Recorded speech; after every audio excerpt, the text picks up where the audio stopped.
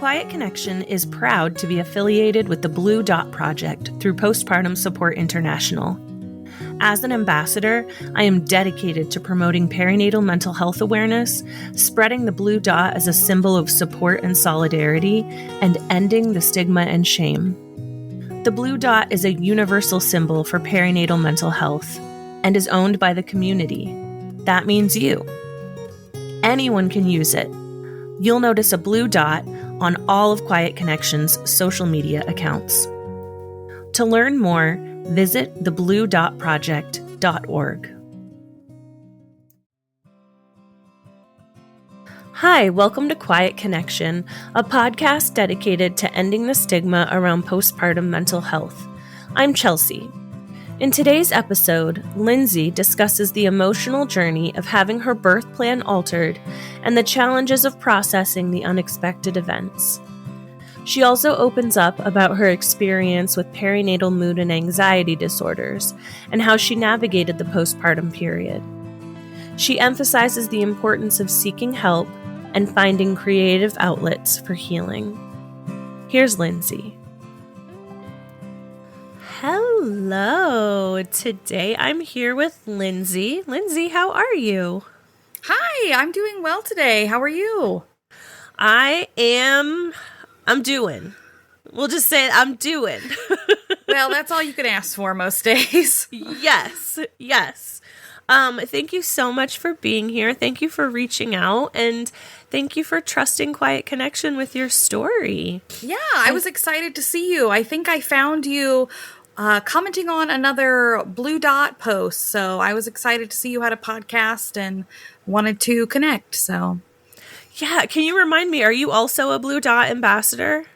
Yes, I am. I think we were both just on the little graduation celebration meeting this past Friday. So we were just for the first group. Yeah. Yeah, we are the very first graduating class of the Blue Dot Ambassador Program.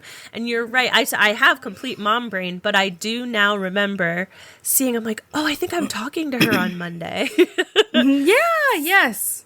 So yeah, awesome. You can learn more about the Blue Dot. I'll link the Blue Dot in your show notes. I'm going to start out and just, rather than have me list all of my little things that I've learned about you, I would love it if you could introduce yourself and let us know who you were before you were a mom. Yeah, so my name is Lindsey Bosler, and I am from Missouri. And before I was a mom, I was a teacher. So I've honestly always been in some sort of a caregiver role.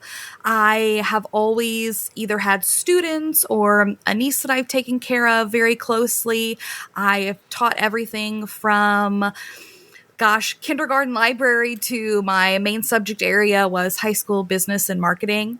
I really enjoyed teaching high school. I love my own little toddler tot, but I liked talking to the next generation and kind of seeing where they were thinking and what they were moving towards. So I was actually in a high school setting when the pandemic happened, and it was towards the second semester that my husband and I were expecting, and then, the whole world changed and the schools closed, and I was, 3 months pregnant, when we left schools. And that's when I started the descent into the role of mother.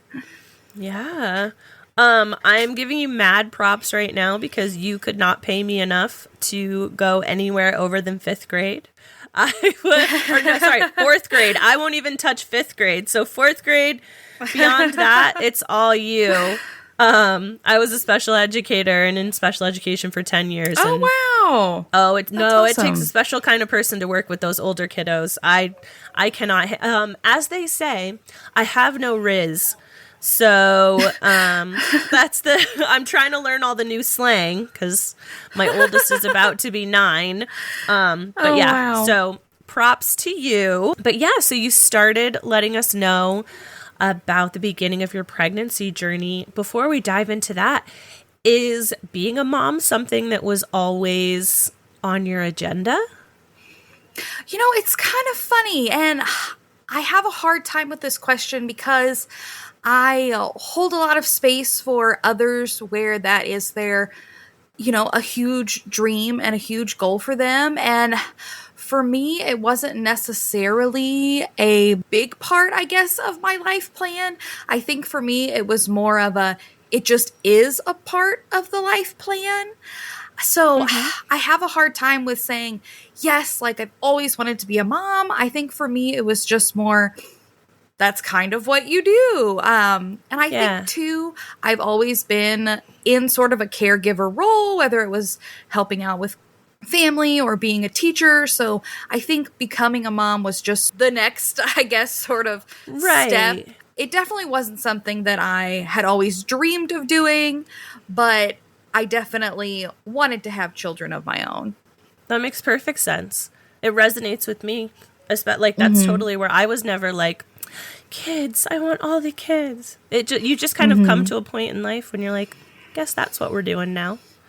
So yes, yeah. And I am really lucky also in that my husband and I, when we decided that's the route we were going to go, we had an easy time going that route. So I think that's where I hold a little bit of space for, it wasn't necessarily a dream, but I hold space for others who it is a dream, and it's not coming as easily. So how about we take a walk down that path, down your journey, your pregnancy and birth journey? Tell me a little bit about that. So things actually started out really well, even though we were entering the pandemic. So right around the spring of 2020, our schools had closed down towards the end of March. And for me, I was like, we were planning that I would at least stay home for a year after I had our daughter. Since I wasn't super far into my teaching career, it wasn't going to be a huge hit to stay home with her and take that break and then return later. I have yet to return. Things have taken a little bit of a different path for me, but I feel bad saying it, but I was enjoying being home. The schools were closed and I was having a very easy pregnancy in the beginning.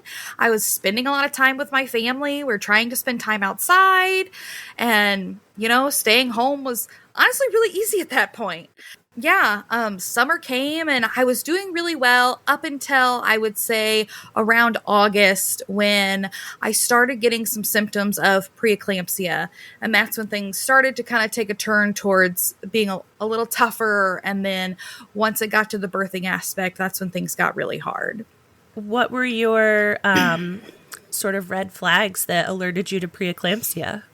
So the biggest thing was my swelling. So I had a lot of swelling really overall. Definitely feet had been a thing for a while, but that's a pretty common symptom, not necessarily a red flag of something greater. The next big sign that is more a concern towards preeclampsia is the facial swelling that I was experiencing. So looking back at pictures now, it is a lot clearer, like, whoa, something was very wrong.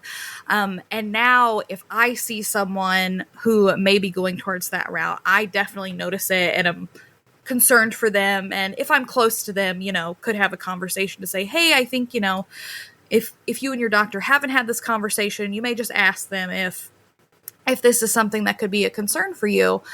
But the facial swelling was the first concern. And then my doctors had been checking my blood pressure pretty consistently. And that's probably the most common symptom that you hear about with others in preeclampsia is the blood pressure, but there are a lot more symptoms. I also experienced the rapid weight gain. I gained, probably close to 40 pounds within my pregnancy. And I'd say half of that was probably within the last month or so, which is kind of crazy to think about when you really look at those numbers. The other symptom that I experienced was some upper right-sided under the rib pain, which, you have a lot of aches and pains, but pretty consistently in that same area can be a symptom of preeclampsia as well. So outside of those, more on the medical side is checking your urine constantly for protein production. And that was finally what sealed the deal of, okay, you're definitely in the earlier stages of preeclampsia. I'm so glad that you talked about that, because preeclampsia, I don't think gets enough attention, even though it is pretty prevalent. And some of the symptoms that you described are some that I haven't even heard of. And I've talked to a lot of moms and birthing people who have experienced preeclampsia. And so I'm learning, which is great. And hopefully this will help listeners know what to look out for too. Yeah, and I will say some of those at the time I didn't know were symptoms of preeclampsia, and it wasn't until afterwards that I have looked more into it and just tried to understand what happened with me a little bit better, that I realized, connected all of those dots and knew some of those lesser known symptoms. So I'm definitely happy to share them. And if even, one person hears something small that they can look out for is great. So how did that impact your birth journey? Because I'm sure you had an idea of what you would have liked to have happened, but again, without telling your story for you, I assume it didn't go quite the way that you had planned. Yeah, so I would say preeclampsia paired with the pandemic is probably what starts my birth trauma story. So I had a couple of times throughout the pregnancy where they were concerned with how high my blood pressure was before they had fully decided on a preeclampsia diagnosis, where I had to stay for a day in the hospital. And it was a little scarier because I had to stay alone. Because of the pandemic, I couldn't bring my husband or a support person to those appointments. So those were definitely a little scary. And especially just being my first child and not knowing anything, honestly, about the labor and delivery process or really pregnancy in general. So those were definitely a little scary. And then eventually it led up to an appointment where I had come in after doing a 24-hour urine screen, and they had found that the protein was increasing, and I was staying for some fetal monitoring. And my doctor had come in and he said, he's like, I think we're going to schedule an induction.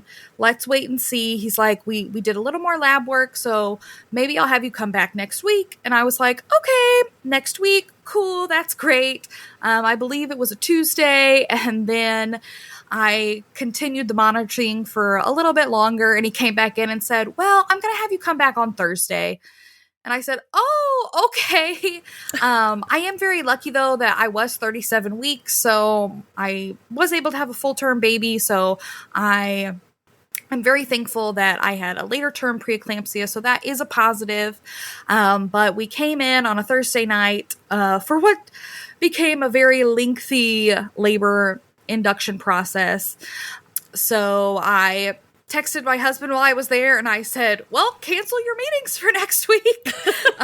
You're having a baby on Thursday, as I so naively thought that when I was going to come in on Thursday night that I'd probably have a baby by Friday morning. Definitely went home and was like, okay, like we didn't have bags packed or anything. And I was like Googling videos, like, how do you push when you have a baby? Because with the pandemic, we didn't attend like any birthing classes. Like they just didn't have any.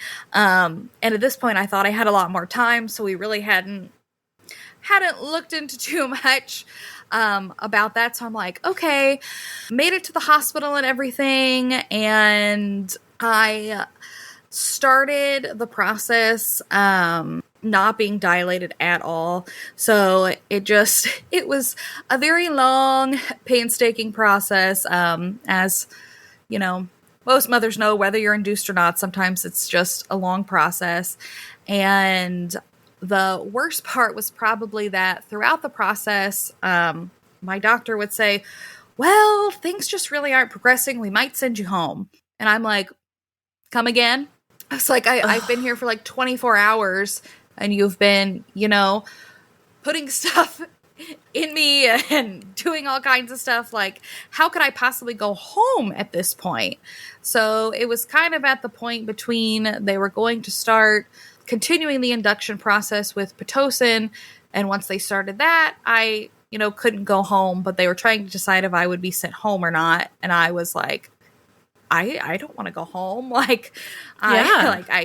feel like I couldn't possibly go home. So they went ahead and we started the Pitocin process on later that Friday. Finally, around Saturday afternoon, I felt like, okay, like I feel like I kind of feel that pushing sensation, like, okay, like I'm ready, like let's do this. So I ended up pushing for about 2.5 hours and it just wasn't working. It just was not happening. I still don't really know why. Like, they were saying things like, maybe she's just a really big baby. Turns out she was not. She's a tiny little girl. So after about 2.5 hours, my doctor kind of called it and he was like, we're going to have to go the C-section route. There's nothing else you can do right now. So we just stopped right there and they started prepping to go back to the OR. And I was very terrified. I don't think I knew, at least close to me, anyone who had a C-section. And after this is when I really realized, why have I not had any personal conversations with, the women I know or people in my life that have had children about what their pregnancy or birth was like, outside of, oh yeah, it's hard, or it sucks, like it's just what you have to go through, but everything's fine. Like, outside of those pleasantries, like, why have I never had a more extensive conversation with anyone? I felt like, and if I had, it was probably just more in passing, or maybe I was really just too young to really grasp or, understand the gravity of the things that they were saying. So we ended up doing a C-section and my husband was there with me. And for the most part of it, I remember most of it. I did have a hard time during it. I was about to pass out during a lot of it. And I just really want to praise my anesthesiologist. She was just incredible. She was right there. If I needed anything, she was there giving it to me. I was about to pass out. I was about to throw up. Like, she was right there. And then the second that my husband stepped away, like with the baby, she was right there doing anything she could for me, putting a washcloth on my head. She was really incredible. So I was terrified of getting an epidural and having a C-section, and I did both, and she was just wonderful. So I really, really appreciate her. We made it through that, and my little girl, Piper, she was great, she was fine, everything wonderful. So then Andrew had the option to either stay with me or go down to the nursery with the baby. And of course, I was like, no, go, like, go with the baby. Like, I don't want her to be by herself. And then it's just kind of strange. You're just, laying there like, okay, like, I guess I'm just like hanging out here now. And it's just such like a, I don't know, outside of yourself experience, like not really knowing how much time has passed. So finally was able to get back to my room, and they brought the baby in, and what I remember, and it helps remember because this is one thing I do have a video of, is the first time I was holding her, like just hardly being able to hold my eyes open, just because like my face was still so swollen and my eyes were just so puffy. And I hate to say this, but I really feel like I was either on too many medications or they had me try to feed her. And I do, like, it's hard because at the same time, I have listened to other people's stories where it has really impacted their experience and trauma not being able to hold them immediately, or vice versa. Whereas in my experience, I was able to hold her immediately and I remember it, but at the same time, I was really out of it and I was trying to feed her and she stopped breathing and she turned like blue. I have a lot of guilt and feeling like it was something that I did, even though many people have, assured me, I didn't do anything to cause that to happen. They think that maybe even though she was 37 weeks, maybe she was just still early enough that she just wasn't quite sure how to feed yet. So sort of what happened was Andrew was sitting beside me and a nurse carried her in from the nursery and just kind of handed her to me. And then she's like, you can try and feed her. And of course I'm like, okay, so do I just, what do I do? So she kind of like helps position her a little bit and helps me position my breast a little bit, fit it towards her mouth, and then the nurse left. So then it's just me and my husband sitting there, and I'm like, okay. So I'm just sort of holding her sort of out of it, like, okay. And then it wasn't even a couple of seconds later, I'm like, do you think she looks blue? I'm like, something's wrong. And my husband is like, what? And he's like looking at her, and I was like, I think she's blue. I was like, she's turning blue. And my husband immediately like starts smacking the call button and goes to like open the door. And the nurse was already coming back in, and I had like handed the baby to my husband. And then I remember the nurse grabbing her, and I could hear her go like my daughter suck in a breath of air. So then they took her immediately back to the nursery, and then I didn't hold her again for 2 days, I guess. Oh my gosh. So yeah, that was really hard. Yeah. So she was sent to the nursery there, and in my sort of medicated post-op stupor, I was like, okay, well, I need to go to the nursery now. And they were like, can you climb into a wheelchair? And I was like, I guess. I don't know. So my husband and some nurses helped me get into a wheelchair, and we went down there and just kind of sat there. And I just held her tiny little hand while she just laid there. And I mean, she seemed okay once she had got that breath of air again, and things seemed fine. And she was a healthy birth weight and everything. So the only thing is, we were at a more rural hospital. So I grew up about an hour south of St. Louis, and we had just moved, probably like 3 or 4 weeks before we had her. We had just moved closer. Yeah, that's our thing. We moved the week that we got married, and we moved a few weeks right before we had her. So our favorite thing to do is move right before big life events. So, just to make it more stressful. We had moved closer to St. Louis for my husband's job around about a month before I had her. And we were continuing to go to the hospital in the more rural area. And they are a great hospital. They just don't have all the resources to, like, there's not a NICU there or anything like that. So they had to call in a pediatrician to come in and take a look at her. And then she went by ambulance for about an hour ride north to the biggest city close to us, which is St. Louis, to the Children's Hospital NICU there. So she was checked out, and then they wheeled her to my room in her tiny little box that was like, it's like a little box that the baby rides in the ambulance. Looking back now, I'm like, okay, like, it's not cute, but it's like, oh, she was in like a little pizza box, like a little pizza warmer. And I'm like, she was safe and warm, and, everything was fine, and she made it there. So my first thought is immediately, okay, well, how, like, when do we go? Like, can I leave? And they're like, no, like, yeah, you can't leave the hospital. Like, you just had surgery like an hour ago. And I'm like, what? So I just couldn't, like, in all of the stress, like, I couldn't comprehend why I was not allowed to leave the hospital. And my husband was like, do you want me to go? Like, do you want me to stay with you? Like, I will do whatever you want me to do.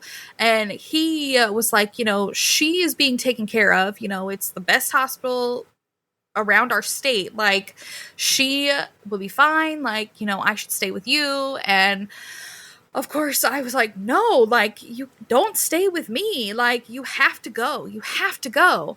And our nurses there at the hospital were like, well, she's not going to be there for over an hour. They're like, it's going to take a little while for her to be checked out and even put in a room at the NICU. They're like, it's probably best now, it's probably, I don't know, only probably 9 p.m. at this point. They're like, why don't you get some sleep here and then maybe go in the morning? And we're like, okay, we're like, that makes sense. Like, let's do that. So my husband stayed there with me on Saturday night, and then the next day on Sunday he went up and went to be with her there.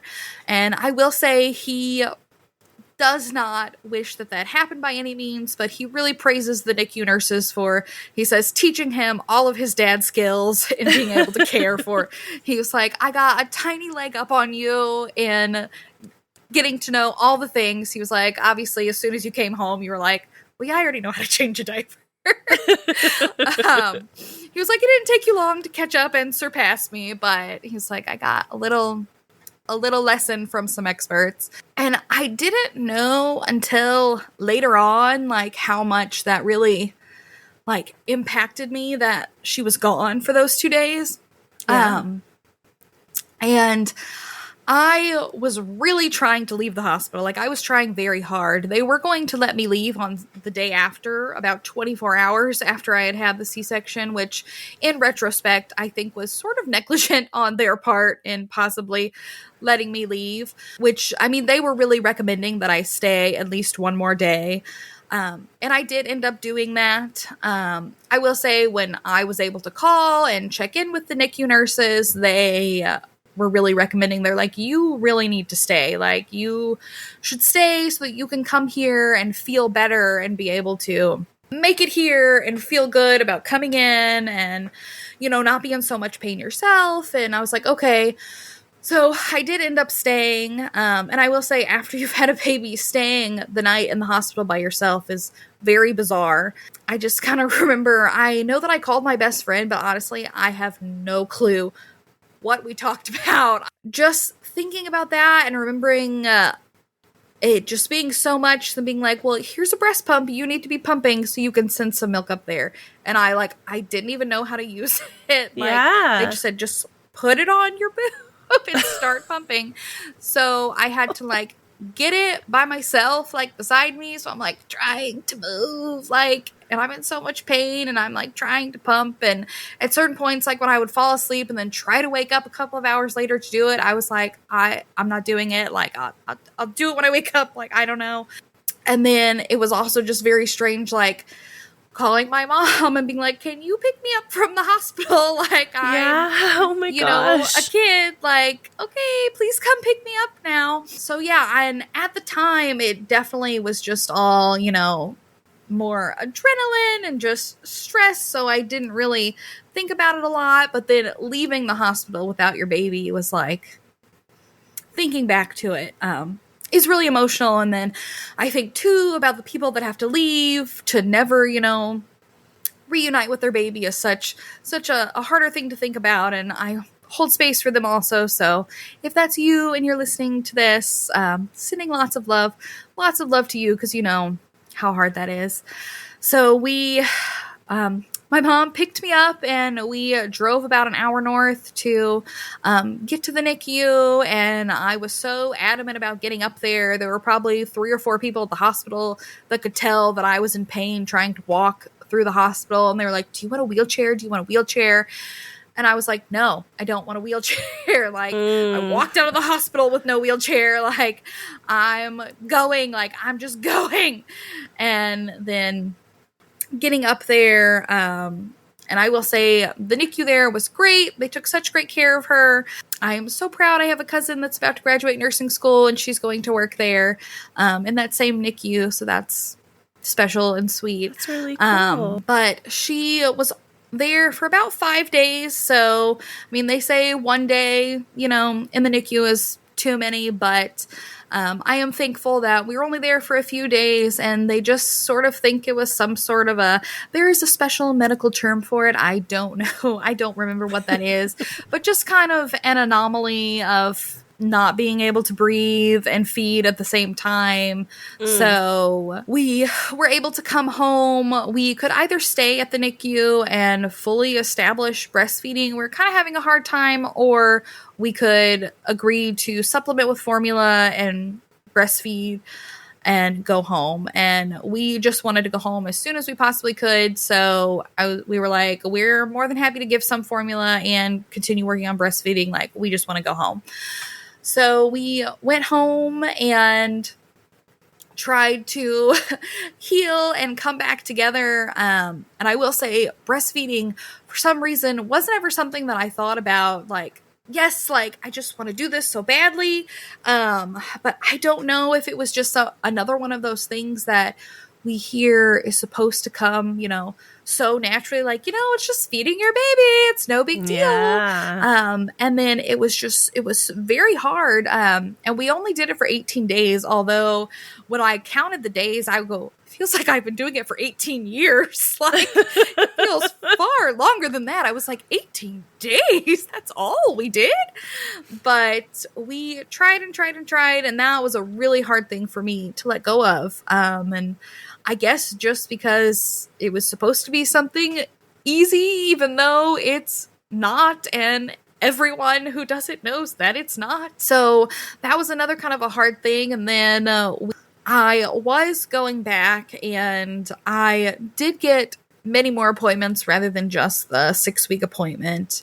I was going back and checking in with my doctor quite often, actually, just because of the preeclampsia and making sure I didn't get postpartum preeclampsia. That is possible.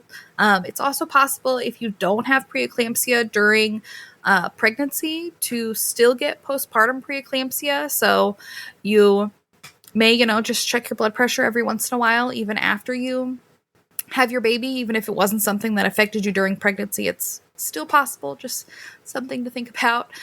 But I was going back in and checking in with him quite a bit just to make sure my blood pressure was staying down and check my C-section scar.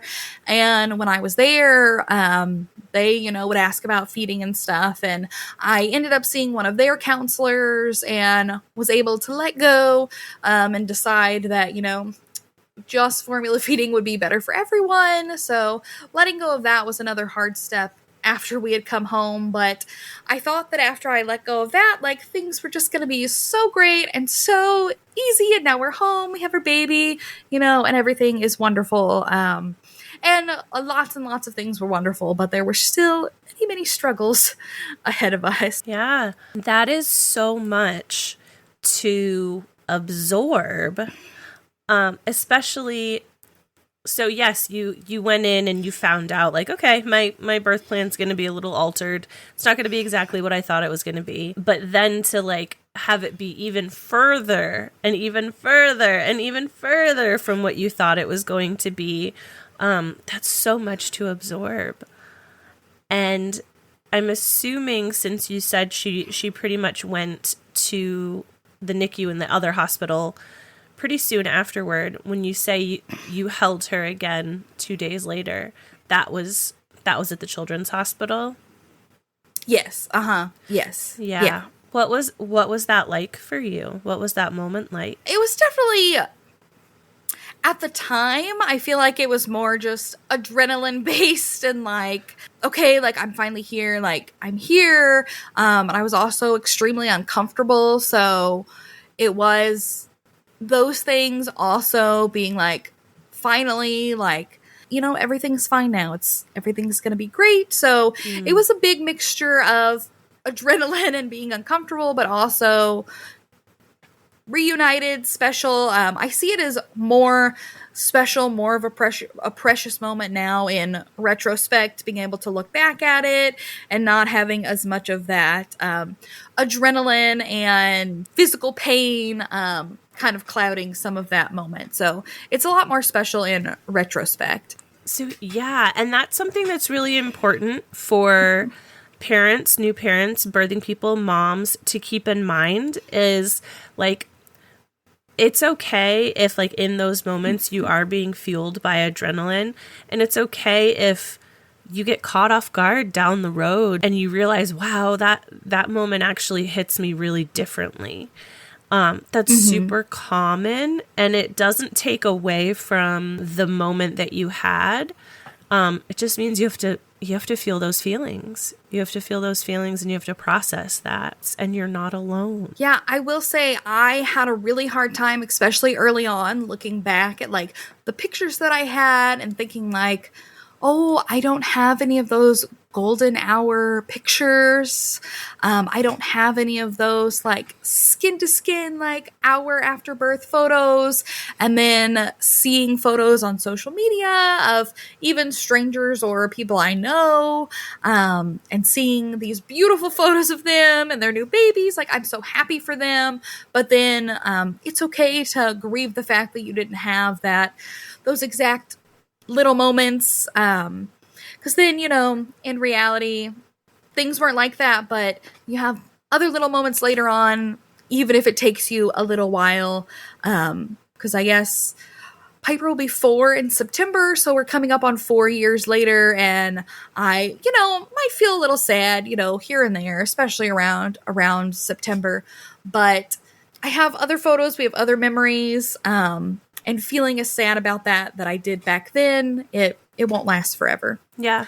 We'll make it past those.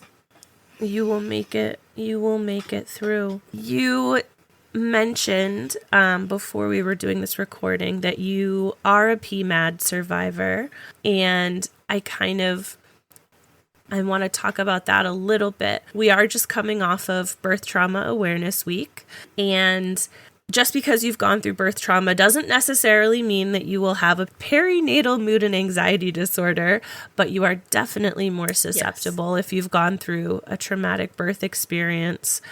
So can you sort of walk us through, like, when you finally got home and you're finally trying to develop a routine, how did PMADs sort of creep into your life? Yeah, so it was definitely something that I was, I guess, vaguely aware of, but it was definitely I heard she had, really bad, like, postpartum depression, like, that's not going to happen, like, and you just, until you experience it or even have someone close to you experience it, it was just so, like, it definitely has, that huge shame, stigmatism attached to it, and it just seemed like there was a reason, that someone experienced those things. And there is, like, they, must not be a very strong person or something like that. And that is literally not the case. There is nothing you do as a person that will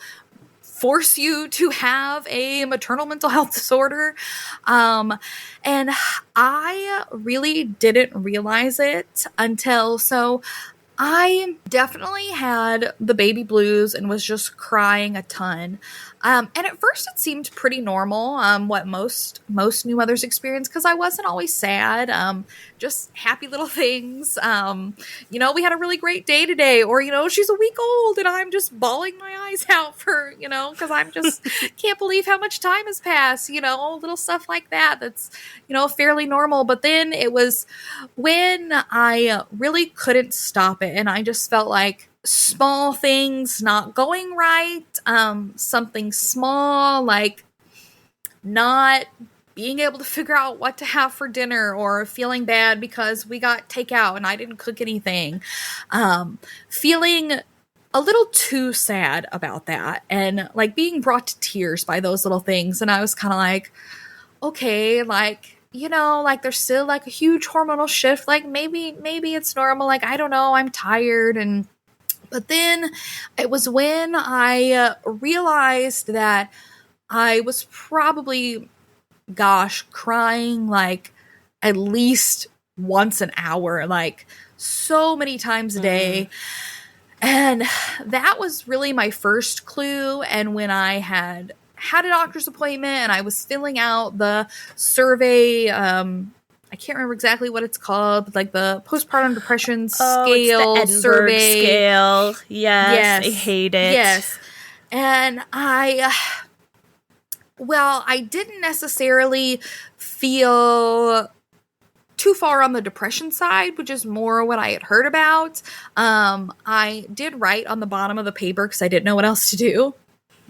I wrote, "I can't stop crying." And then I gave it to the receptionist and just burst into tears at her. So that's what I tell people. I was like, if you can't do anything else, just burst into tears at the receptionist and she will know something is wrong. And she will definitely mention it to your doctor. And she will say, this woman may need some help. So after that, I was able to talk to my nurse there, and she was super great and definitely made me feel sorry. It's okay. It's okay. She definitely made me feel like it was normal and that, you know, she had experienced the same thing. And she had suggested maybe trying some medication, and I did go that route, and it did make me feel a lot better. But it was probably a couple of weeks after that when I really realized that more of what I was experiencing was closer to postpartum anxiety and even OCD, because what I was doing a lot was, even if Piper was sleeping and sleeping like nice long stretches, I was staying awake and Googling things like SIDS and just, you know, is my baby gonna stop breathing? But not just doing that, you know, a couple of times, like every single day. So having a big obsession with always searching those things was a big part of it. And then my husband asking me when we were like using an app to track her feeds, instead of just saying that she had 3 ounces or 3.5 ounces, I have to put in 3.125 and just trying to put in the most ridiculous, like, exact number of what I thought she had drank in formula, which is ridiculous to think about now. Like, now I'm like, why would that even matter? So just being really obsessed with things like that, and a schedule, and always like calculating our time, and then definitely having a lot of intrusive thoughts about either thinking, like, if we're driving in the car, like thinking things like, what if I just swerve over to the other side? And then some other things worse than that. But I think a lot of people definitely don't talk about those as much, because it's awful to say. Yeah. Well, it's awful to say, and it's awful to feel. It's awful to feel. And I'm wanting, this happens to me so often, but I'm wanting to like reach through my screen and like hug you so bad. Because like you said, like, you don't hear people talking about them because you don't want to talk about them because of the stigma and the shame. But oh my God, is it so common? It is so common. And I had a really great experience just a couple of months ago where I have not gone back to teaching yet. I'm still staying home with my daughter right now. And I also work as a part-time artist. Before I started teaching and finished my teaching degree, I started going to college for fine art and then kind of stopped that. And it was right after I had my daughter that I realized that I really needed to get back into some sort of a creative outlet, do something. But I started painting again probably about a year after I had her. And have really been pushing towards that creative side and painting a lot more.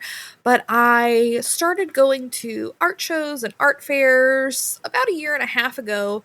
And then since becoming a Blue Dot ambassador, I have created a print that I have been selling to raise money for Postpartum Support International. And I have a little flyer in my tent and some little handouts and things like that. But I had someone come over and she was reading about it. And she's like, can you tell me more, like, what this is? And I was just explaining it to her. And she goes, so I don't know if you experienced this. She goes, But I just always had all these awful intrusive thoughts, like right after I had my kids. She's like, it is just so terrible. She's like, I just didn't tell anybody about it. And then I was like, yes. I was like, yes. I was like, I experienced that also, and was able to connect with her, and give her a hug. And it was really special to just have that's what the Blue Dot is about. Have someone else see that and then be able to stop and connect with you. And even though her children are a little bit older, be able to look back and say, okay, I wasn't, a terrible mother. I wasn't crazy. I was just a normal mom who was unfortunately experiencing, a symptom of a maternal mental health disorder, and no one was talking about it. And I, didn't really get any help for it. But now I know, and if I, am talking with a new mom or, feel so called to also, be a Blue Dot ambassador, I can help spread the word about all of the things that I've experienced and make it not so shameful and hush hush. Yeah. That is the mission of the Blue Dot. That is the mission of us at Quiet Connection. Postpartum Support International, which the Blue Dot is now affiliated with. Yeah, I think no matter how many times I do this, and obviously I experienced these things as well. I had postpartum OCD and PTSD, and I'm on and on and on. But the shame that we all say that we felt, the shame, like there's something wrong with me because I feel this way. There's something wrong with me. And I don't want to say like, you're right, there is something wrong with you. There's something wrong, but it's not you. It's not you. And you can get help and it gets better. So that moment you had with that woman, what a beautiful, beautiful moment. You had mentioned art as being an important part of your life. Did that sort of play a role in your healing journey? Yes, it definitely did. I really I didn't know what it was, but I was like wanting to just create or make something, and literally anything. And one day when we had got groceries, I had just grabbed like a little locket necklace that you could like fill with little things, and I put like a little picture of Piper's printed feet in there and like her little birthstone, and I was like, that was really fun. I was like, I haven't been doing anything other than taking care of her. I was like, I have literally been doing nothing. And I am usually doing 500 other things at one time. And I was like, I really need to take a step back and do something that just I enjoy. And I was like, I'm gonna paint something. I was like, I'm gonna pull out all my stuff and I'm gonna paint something, and it doesn't have to be good, it doesn't matter. And I sat down and did it for the next week. When she was sleeping, or when she was just kind of chilling, would do a little bit. And just doing that one little thing that I enjoyed, even just for 10 minutes a day, was such a relief to feel like yourself before. So I think that's something else that we don't necessarily talk about, is how much you don't feel like your previous self, and how much you change. And yes, you change, and you're taking care of another person, and your situation or family dynamics change, but you're also still allowed to enjoy all the things that you enjoyed before. Something that I tell friends, I was the first one of my close friends to have a baby, and then this year one of them just had a baby on Friday, so that's very exciting. 3 of my friends had babies this year, in March, April, and then now July, and I have been able to connect with them so much, and just share so much with them. If we weren't already close, we're even closer now. But something I told them, I was like, it seems so small. And when you think about it now, 4 years later, it honestly sounds kind of stupid that you wouldn't think about it. But I'm like, play some music that you like when your baby is, a couple of weeks old. You don't have to always listen to kids music or put a headphone in, when you guys are just hanging out or, riding in the car. Don't be afraid to listen to the things that you like just to help yourself connect with, your old self and feel, just a little bit peppier. Just little tiny things like that. It doesn't have to be something huge. It could be something as small as, listening to music or, a book for you outside of, taking care of your little one. But yeah, I did not think that me painting would necessarily push me into making art more of a forefront of ideally making art my full-time career. I say part-time now because I don't really make a lot of money with it. It's very fun, but I would love to make that the case, for it to be my full-time career, but I really enjoy it, and all of my art, for the most part, 90% of it surrounds motherhood. And I just was in my first show at a small art gallery in St. Louis. I just picked my piece up from it because it just ended, but it was a piece surrounding the idea of intrusive thoughts and the fact that you are not those thoughts and you can be outside of them. So it has really been a great way to heal and then also be just myself outside of being a mom. Yeah. Yeah, it's so interesting. The last call that I just got off of with another mom, that was the center and the focus of what we were talking about, is that you're not just mom. You're you too. And no, you're not exactly the same person that you were in the moments before you gave birth. That's something I'm still dealing with. I don't know if that resonates with you at all, but I'm still like, who the heck am I now? I'm so glad that you have art, and I'm so glad that art is taking you on that healing journey. I'm still trying to figure out what it is for me. For listeners, knowing that this is a new version of you, but that's okay. It's still you. You are not just someone's mom. You're not just someone's mom. Yes. You're you.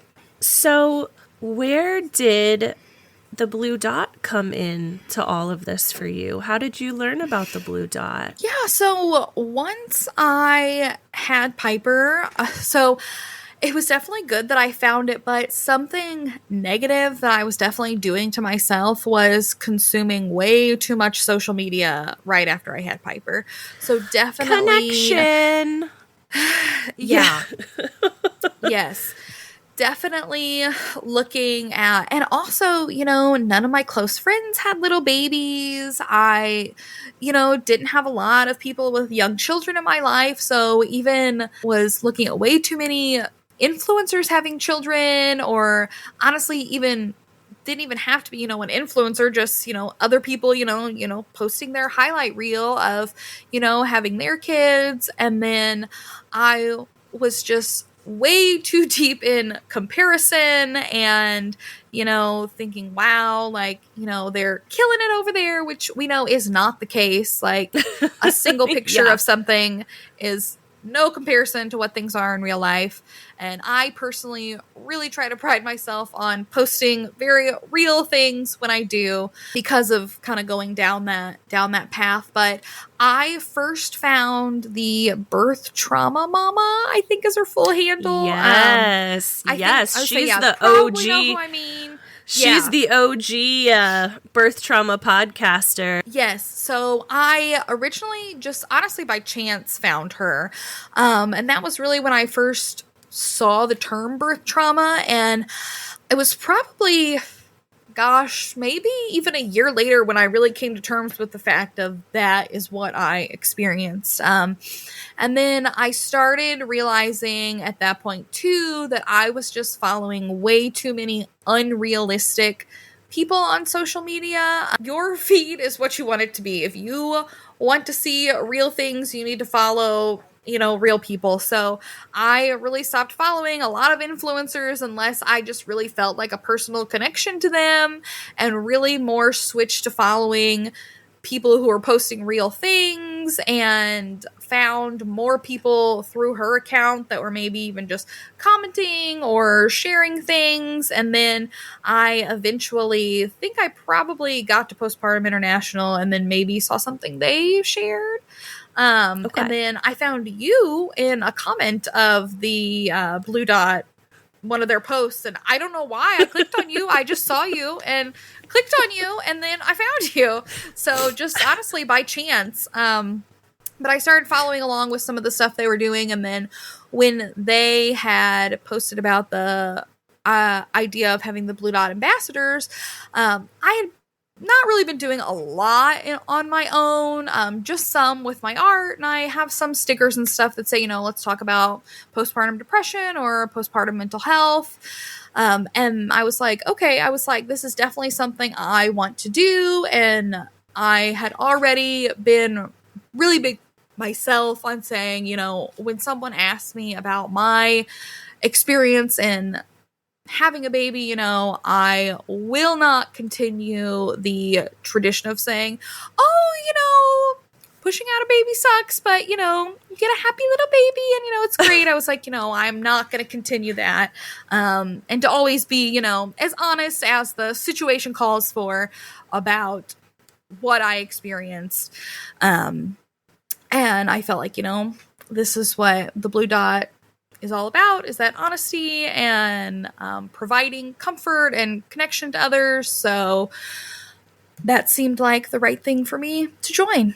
I'm super proud to be a fellow ambassador with you. Yeah. I think what's really cool about this graduating group, this first round, is hopefully it will spread and we'll see our numbers increase every year. But we sort of all organically stumbled on this just because it was there when we needed it. Right. So, right. Like I feel this, even though I'm like, I am notoriously not at every single Zoom. I may do like 1 out of every 3 of our Zooms. Yes. Because I'm trying to put my kids down for a nap at that time. I feel a real connection to the other ambassadors, and I'm and when you said that you found me through a comment, I am not a religious person, but I am a spiritual person, and I really truly believe that the people that have been brought into my life and the connections that I've made through Quiet Connection happen for a reason. And I can tell you right now that so much of what you have shared, number one, I want to thank you again for sharing it and for being vulnerable, because that is an incredible strength. But so much of it resonated with me, and so much of it, like, I often have to stop myself and be like, this is not my episode. This is Lindsey's episode, or this is whoever's episode. But I want to be like, oh my gosh, yes. Or like, oh, I had that same thought. I truly feel like we were meant to connect. And yes, I'm glad that we connected in the way that we did. I always get to a point in an episode where I feel like the sigh, like, and I sort of feel that. I don't know if you feel that. Yes, but, I do. Yes. Yeah. So I'm not sure if you've listened to any episodes. If you have, this may sound familiar, but I like to end on one of 2 questions, and I think I've chosen my question for you. And it will be this. If you could go back in time, all the way back, way before, maybe even before you were pregnant, you can't tell yourself anything that's going to happen or what you're going to experience, but you can instill something within yourself. For some people, that's a word. For some people, it's a feeling. For other people, it's like a prayer, just something you can instill within yourself to get you through. What would that be? For me, it would be to ask other people for help. I am definitely someone, no matter what, I will do it by myself. I don't need anyone's help. So for me, I think if I would have earlier on been more willing to talk to someone or ask for help with literally anything, not even just surrounding the hard parts, even just in asking for help taking care of my daughter, or seeing I needed a break or something, just reminding myself that other people helping you is community and, that village, and it's not a poor reflection on myself. So if I could probably go back to when I was born, I would instill that in myself, because even outside of motherhood, that is something that I struggle with. But I think that would have helped me a lot in every area of my situation. Your whole journey. I want to thank you. I want to thank you so much. I want to reiterate, listeners, please check out the Blue Dot Project, and any of the ambassadors that you see listed on the site, you can reach out to any of us. That's what we're here for. We're here for that community. Where can my listeners find you and your fabulous artwork so that we can support you? Yeah, so you can find me on Instagram, TikTok, or Facebook at Courage Maker Studio. I went with Courage Maker Studio because, it takes a lot of courage to be creative, but it also takes a lot of courage to share little pieces of yourself. So Courage Maker Studio is where you can find me. And that will absolutely be listed in the show notes, so you can very easily just click a link and find her. And Lindsey, thank you so much. Thank you so much. Thank you. Lindsey, thank you again for sharing your story with me and for being such an incredible advocate in the PMAD community. Your story highlights the need for honest conversations about birth trauma and maternal mental health. I'm proud to be a Blue Dot ambassador alongside you, and I hope that one day we will actually be able to meet in person. You can keep up with us on Quiet Connection by following us on Facebook, Instagram, TikTok, and Threads at Quiet Connection Podcast. You can help our community grow by leaving us a rating and review on Apple Podcasts or Spotify, and consider sharing our episodes on social media. To share your personal journey, you can contact us through our website, quietconnectionpodcast.com, or by email at quietconnectionppmh@gmail.com. Join us next time when another story is told and you realize you are not alone. I see you.